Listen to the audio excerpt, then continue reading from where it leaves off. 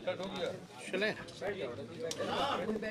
इस कार्यक्रम में आने का क्या मकसद है, इससे क्या फायदा होगा? देखिए, ये चौथा चरण हमारे कार्यकर्ता दर्शन सा संवाद कार्यक्रम का चल रहा है और जितने भी सीमांचल के इलाके हैं, कोसी के ज़िले हैं, हर जगह हम लोग जाकर के अपने जो ग्राउंड ग्रास रूट पे ग्राउंड पे जो हमारे वर्कर हैं, चाहे बूथ स्तर के हों, पंचायत स्तर के हों, जिला स्तर के हों, प्रखंड स्तर के हों, जिला स्तर के हों, सभी कार्यकर्ताओं से हमारा संवाद चल रहा है। पार्टी को संगठनात्मक तौर पे कैसे मजबूत किया जाए, उसका विस्तार कैसे किया जाए और जो सलाह हमारे कार्यकर्ता देना चाहते हैं या उनके ब्लॉक में, उनके विधानसभा में जो समस्याएं हैं, उससे ये लोग अवगत कराते हैं। इसी क्रम में जो फीडबैक के अनुसार हम लोगों ने जो है घोषणा भी की है, क्योंकि लोग भी जानना चाहते हैं कि क्या विजन है, क्या रोड मैप है। अगर आपको मौका मिलेगा तो लोग इच्छुक रहते हैं जानने के लिए। तो इसी के फीडबैक के क्रम में हम लोगों ने कई घोषणाएं भी की हैं, जिसमें कि माई बहन मान योजना की घोषणा हुई है, जिसमें कि 2500 रुपये जो है सीधे माताएं बहनों के खाते में जाएगा। सरकार बनते ही 1 महीने के भीतर इस योजना की शुरुआत कर दी जाएगी। इसी क्रम में पता चला कि स्मार्ट मीटर जो है, लोग इससे बिजली के बिल से लोग परेशान हैं। इसके लिए हम लोगों ने बोला 200 यूनिट फ्री में बिजली हम लोग जो है बिहार के लोगों को देंगे। जो वृद्धा पेंशन है, सामाजिक सुरक्षा पेंशन है, झारखंड में जो है 1000 रुपये है, यहाँ 400 रुपये मिलता है। इसलिए हम लोगों ने तय किया कि इसको 400 से बढ़ा करके 1500 रुपये हम लोग करेंगे और जो जो फीडबैक मिलता जा रहा है उसको हम लोग लेते जा रहे हैं और अलग अलग क्षेत्रों की अलग अलग समस्याएं हैं, उससे अवगत हो रहे हैं। उसी हिसाब से बिहार को आगे बढ़ाने में अव्वल राज्य कैसे बने, हम लोग नए सोच के हैं, नए विजन के लोग हैं। आप लोगों ने देखा होगा 20 में भी हम कहते थे 10 लाख नौकरी हम देंगे। जब उप मुख्यमंत्री बने, 17 महीने जब हमारी सरकार बनी, तो हम लोगों ने 17 महीने में 5 लाख लोगों को सरकारी नौकरी दिया और 3 लाख नौकरी प्रक्रियाधीन कराई। आप देखिएगा 9 अगस्त 2022 को हमारी सरकार बनी थी और ठीक 15 अगस्त 22 में ही माननीय मुख्यमंत्री जी से हमने घोषणा कराई थी 20 लाख की। अगर वो आप भाषण सुने गांधी मैदान में जो मुख्यमंत्री जी ने दिया था, लेकिन जब 20 में हम कहते थे 10 लाख नौकरी देंगे, तो माननीय मुख्यमंत्री जी कहते थे असंभव है, कहाँ से लाएगा पैसे, अपने बाप के पास से लाएगा। तो असंभव को भी हम लोगों ने संभव करके दिखाने का काम किया। आज लगभग जो है बीजेपी के जो नई सरकार बनी है एनडीए की, 11 लगभग 1 साल होने जा रहा है। जो हमने 3.5 लाख जो नौकरी जो प्रक्रियाधीन कराई थी, 5 लाख तो दिया, उसमें अब तक जो है किसको कितना नौकरी मिला ये बताएं नीतीश कुमार जी। जब बीपीएससी की बारी आती है तो पेपर लीक हो जाता है, लोग परेशान है, परीक्षा को रद्द करना पड़ता है, कोई नौकरी नहीं मिल रहा। लेकिन जब हम लोग थे 17 महीने, तो कोई भी पेपर लीक नहीं हो पाया। ये सच्चाई है। और आप देखिएगा उस 20 लाख का वादा कब पूरा करेंगे ये।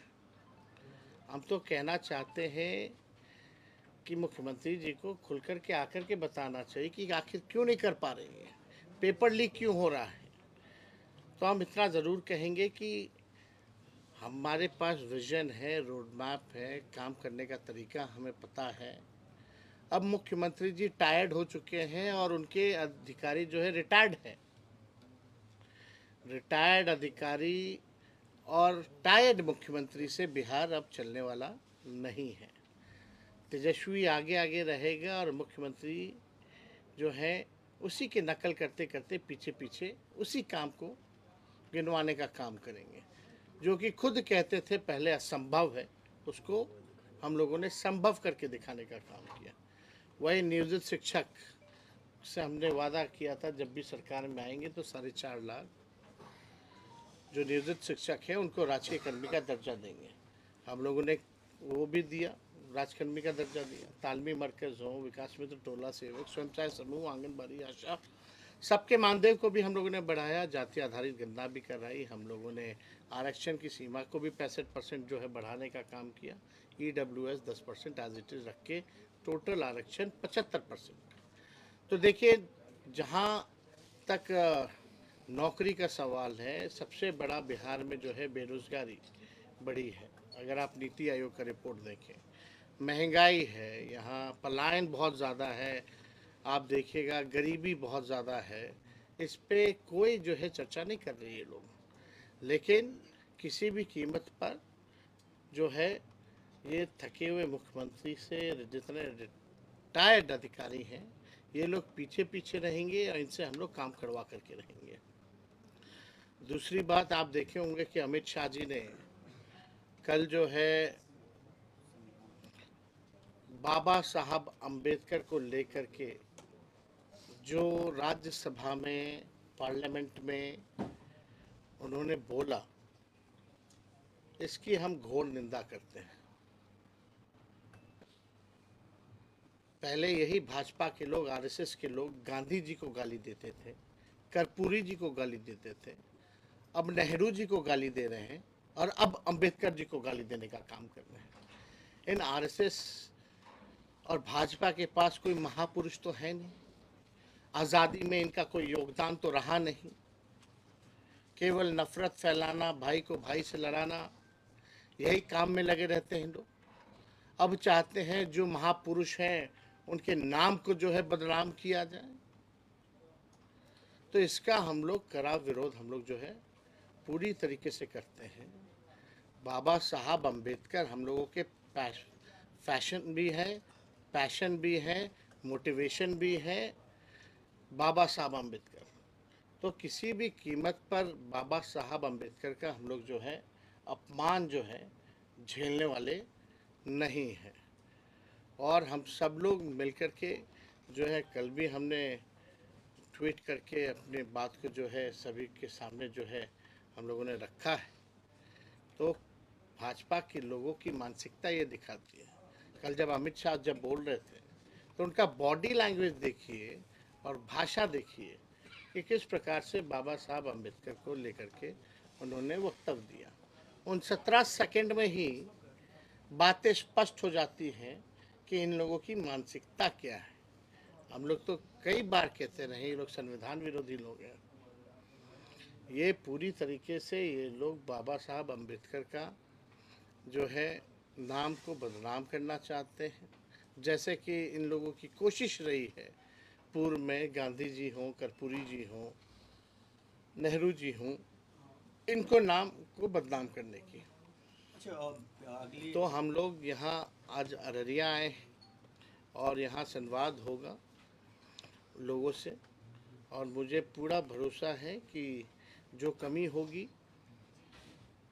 संगठन को कैसे आगे बढ़ाना है, जो भी कमी होगी उसकी हम लोग भरपाई करेंगे, कमी को दूर करेंगे और एक मजबूत संगठन के रूप में हम लोग जो है बिहार में जो भी चुनौतियां हैं फिरकापरस्त शक्तियों के आगे, उसको हम लोग करारा जवाब देने में कामयाब ही नहीं होंगे, बल्कि सत्ता से भी बेदखल करेंगे। और कुछ सवाल? जी सवाल ये था कि आप जो है अभी मजबूत तौर पे बिहार में विपक्ष में है, लेकिन जब आप 5 साल के लिए सत्ता में आएंगे तो आपको आपका इंडस्ट्री को लेकर क्या रोड मैप है सर? देखिए, इंडस्ट्री को लेकर तो आपको तो पता ही, जब 17 महीने हम लोग उप मुख्यमंत्री रहे, इंडस्ट्री डिपार्टमेंट भी हमारे ही समीर महासेठ मंत्री थे आरजेडी से। 50,000 करोड़ का हम लोगों ने निवेशकों को बुला करके MOU साइन कराया, जो बिहार में पहले ऐसा कभी नहीं था। उसके बाद ठीक चाचा जो हैं वो पलट गए। तो हम लोग तो हर एक जोर पे कोशिश की। आप देखिएगा, IT डिपार्टमेंट हमारे पास था, IT पॉलिसी हम लोगों ने बनाया। स्पोर्ट्स डिपार्टमेंट हम लोगों के पास था, स्पोर्ट्स पॉलिसी हम लोगों ने बनाया। आप देखिएगा, टूरिज़्म मेरे पास ही था, टूरिज़्म पॉलिसी हम लोगों ने बनाया। 20 साल से इन लोगों को पता ही नहीं था कि नौकरी भी देना है, पॉलिसीज़ भी बनानी है। IT पॉलिसी से लेके टूरिज़्म पॉलिसी, स्पोर्ट्स पॉलिसी तो ऐसी बनी है कि जो देश के लिए, बिहार के लिए मेडल जो जीत के ला रहे हैं, उनको भी हम लोगों ने DSP रैंक तक का जो है हम लोगों ने नौकरी का प्रावधान ही नहीं किया, बल्कि ऐसे 73 खिलाड़ियों को हम लोगों ने अपने हाथों से नियुक्ति पत्र वितरण किया। तो जो पढ़ा लिखा उसको भी नौकरी, जो खेला, जो मेडल लाया उसको भी हम लोगों ने नौकरी देने का काम किया। और ख़ास तौर पे जो सीमांचल का जो इलाका है, गरीब इलाका है, हमेशा से जो है यहाँ की मौजूदा सरकार ने जो है नेगलेक्ट करने का काम किया है। अभी पिछले बार ही जब बाढ़ आई थी तो केंद्र सरकार ने क्या मदद की? कहते हैं डबल इंजन की सरकार है, लेकिन कोई पैकेज अगर दिया हो बाढ़ को लेकर के या सीमांचल के विकास को लेकर के, तो उन्होंने कुछ भी नहीं कहा। ये हम लोगों के एजेंडे में ये भी है कि सीमांचल के विकास के लिए जब हम लोगों की सरकार बनेगी तो एक डेवलपमेंट अथॉरिटी का हम लोग जो है गठन करेंगे, ताकि सीमांचल के विकास और प्रगति में गति बढ़े, यहाँ के लोग तरक्की करें और सीमांचल का इलाका जो है आगे बढ़े। क्योंकि इस एरिया से ज़्यादातर हम लोग देखते भी हैं पलायन भी बहुत ज़्यादा है, गरीबी है, बेरोज़गारी है। तो इन मसलों पर जो है हम लोग जो है सीमांचल को लेकर के हम लोग काम करेंगे। और जैसा अभी जो ग्राउंड रूट के जो हमारे वर्कर हैं, जैसा फीडबैक मिलेगा उसके अनुसार, क्योंकि सारे ब्लॉक कोई ऐसा पंचायत नहीं है जिसके लोग ना आए हों, तो सभी जानकारी इकट्ठा करके उस हिसाब से हम लोग आगे बढ़े। सर एक सवाल है कि 2024 का जो लोकसभा इलेक्शन हुआ, शाहनवाज जी बगल में बैठे हैं, बहुत क्लोज फाइट हुआ, आप हारने का कारण क्या समझते हैं? देखिए, अब इसका विश्लेषण तो हम लोग इंटरनली हम लोग कर ही चुके हैं, लेकिन बहुत ही कम मार्जिन से जो है यहाँ हार हुई है। और इसको देखते हुए हम लोग जो है कदम भी उठा रहे हैं, लेकिन हमको नहीं लगता कि इस चीज़ों को जो है सार्वजनिक करने की ज़रूरत है। हमें कारण पता है और उस हिसाब से हम लोग जो है आगे बढ़ रहे हैं। वन नेशन वन इलेक्शन पे आपकी पार्टी का क्या स्टैंड है? नहीं, हम लोग तो स्पष्ट कर चुके हैं। जितना देखिए, अगेंस्ट द कॉन्स्टिट्यूशन, जो संवैधानिक जो हमारा जो ढांचा है, इसके विरोध में है ये। और कहीं से भी जो है ये भाजपा के लोग जो हैं अभी बात कर रहे हैं वन नेशन वन इलेक्शन, कल बात करेंगे वन नेशन वन पार्टी, परसों बात करेंगे वन नेशन वन लीडर। ये तो आरएसएस के एजेंडे पे चल रहा है, संविधान को तो मानना ही नहीं चाहता। इससे जितने क्षेत्रीय दलों के जो मुद्दे हैं वो ख़त्म हो जाएंगे। अभी मान लीजिए अलग अलग राज्यों में चल रहा, तो उस क्षेत्र के इशू पे चल रहा है, उन राज्यों के इश्यूज़ पे जो है वो चुनाव हो रहा है। और इलेक्शन कमीशन तो टीटीएम है मोदी जी का, ताबड़तोड़ तेल मालिश करने वाला, जो बाई इलेक्शन एक साथ नहीं करा सकता, जो 4-5 राज्यों का चुनाव एक साथ नहीं करा सकता, उससे क्या उम्मीद रखी जाए।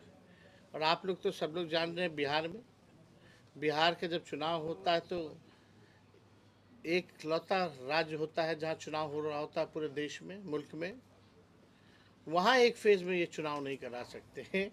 तो इनसे कोई उम्मीद नहीं रखी जा सकती। इसका हम लोगों ने विरोध किया है। सर आप जो हैं जो जातीय जनगणना है उसके पुरजोर समर्थक हैं सर। मैं आपसे जानना चाहूँगा कि सीट बंटवारे को लेकर के भी क्या जिसकी जितनी हिस्सेदारी उसकी उतनी भागीदारी पर बातचीत होगी सर? देखिए, एकदम होना चाहिए। समाज में सोशल इक्वेशन के हिसाब से टिकट डिस्ट्रीब्यूशन हो, और उसके साथ साथ कोई भी पार्टी चाहती है विनेबल कैंडिडेट हो। Winnability factor is more important. तो हम लोग तो सब लोगों को साथ लेकर के चलना चाहते हैं, और हम लोगों की कोशिश है कि सभी लोगों को हम लोग जो है मौका दें। और शुरू से ही हम लोगों ने कहा है ये A to Z की पार्टी है, सभी लोगों को मौका मिलेगा। सर आप मुस्लिम बाहुल इलाके में हैं, पिछले बार MIM बहुत अच्छा परफॉर्मेंस की थी, इस बार आप उसको कितना बड़ा चैलेंज मानते हैं? देखिए, इस पर हमको कोई टिप्पणी नहीं करना है। सबका पार्टी है, सबका अधिकार है चुनाव लड़ने का। इस बार किसी भी न किसी कीमत पे राष्ट्रीय जनता दल महागठबंधन इंडिया अलायंस जो है सरकार बनाएगी। सर नीतीश कुमार प्रगति यात्रा पर निकल रहे हैं। ये प्रगति यात्रा नहीं है, ये भाई अलविदा यात्रा है। पिछले ही चुनाव में न माननीय मुख्यमंत्री हाथ जोड़ करके कह रहे थे पूर्णिया में कि मेरा आखिरी चुनाव है। अभी लोग जान रहे हैं कि भाजपा वाले तो सहने वाले हैं नहीं इनको, अब इनके दिन पूरे हो गए। तो अब आखिरी जो इनका अलविदा यात्रा है, अब अलविदा यात्रा पे निकल रहे हैं। लेकिन अलविदा यात्रा पे निकल रहे हैं तो 2 अरब 25 करोड़ 78 लाख रुपए खर्च करके जा रहे हैं। आप बताओ, अपनी जनता मालिकों से मिलने के लिए, संवाद करने के लिए कोई मुख्यमंत्री को इसकी आवश्यकता क्यों है? ये अधिकारियों की लूट की छूट है। शुक्रिया। बहुत